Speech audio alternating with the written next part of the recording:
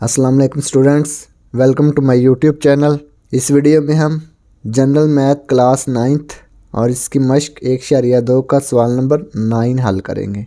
सवाल नंबर 9 है, राहील की आमदनी रऊफ़ की आमदनी से 25% ज़्यादा है। राहील की आमदनी ज़्यादा है रऊफ़ की आमदनी से कितने फ़ीसद? 25%। रऊफ़ की आमदनी राहील की आमदनी से कितने फ़ीसद कम है? तो रऊफ़ की आमदनी राहील की आमदनी से कितने फ़ीसद लेस है वो हमने मालूम करनी है। ठीक है, तो इसको हल करते हैं।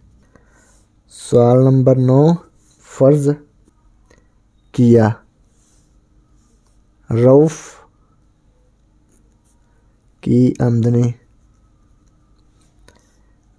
100 रुपये है। ठीक है, फ़र्ज़ किया है हमने, रऊफ़ की आमदनी हमने फ़र्ज़ कर ली कि 100 रुपये है। तो राहील की आमदनी किससे ज़्यादा है? 25% ज़्यादा है रऊफ़ की आमदनी से। तो क्या लिखेंगे? राहील की आमदनी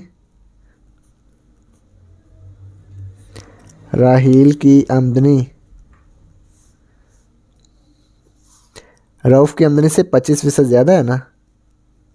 रऊफ़ की आमदनी से 25% ज़्यादा है। तो क्या लिखेंगे? ये 100 रुपये है तो क्या होगा? 125 रुपये होगी राहील की आमदनी, क्योंकि 25% ज़्यादा है। राहील की आमदनी 125 रुपये हो तो रऊफ़ की आमदनी क्या होगी? राहील की आमदनी 125 रुपये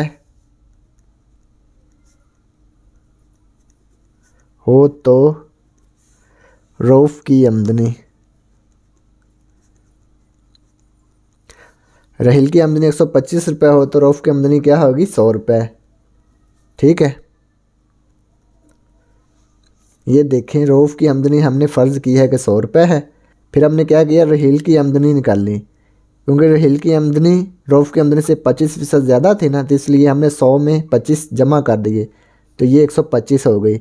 अब हमें पता चल चुका है कि राहील की आमदनी 125 रुपये है, तो रऊफ़ की आमदनी क्या है? 100 रुपये है। ठीक है, अब राहील की आमदनी 100 रुपये हो तो रऊफ़ की आमदनी क्या होगी?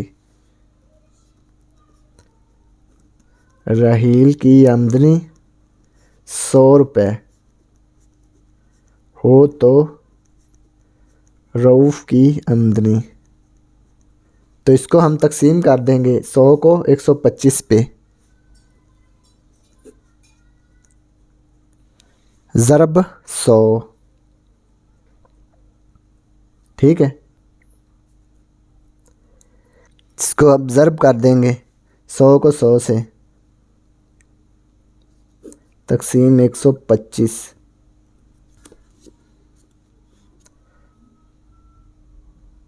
10,000 तकसीम 125, तो ये आ गया 80। राहील की आमदनी 100 रुपये हो तो रऊफ़ की आमदनी क्या होगी? 80 रुपये।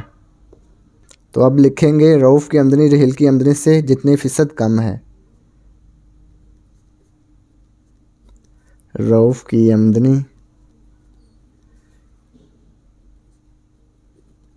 राहील की आमदनी